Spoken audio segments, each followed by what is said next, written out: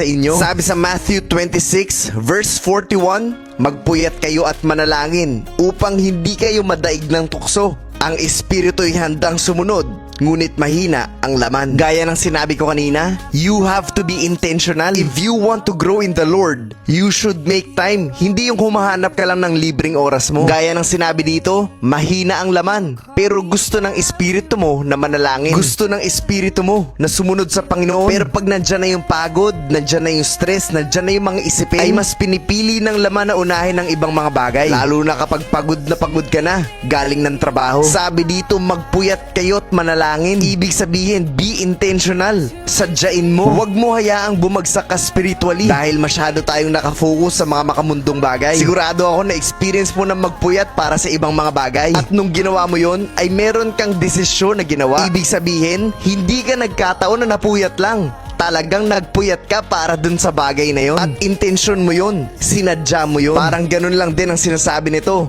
Ngayon, sadyain mo na mag-focus sa Panginoon. Pagdesisyonan mo na kahit anong mangyari sa Kanya ka titingin. Hindi yung kapag meron lang pagkakataon o maluwag ang schedule. Huwag kang magpatalo sa sinasabi ng laman mo.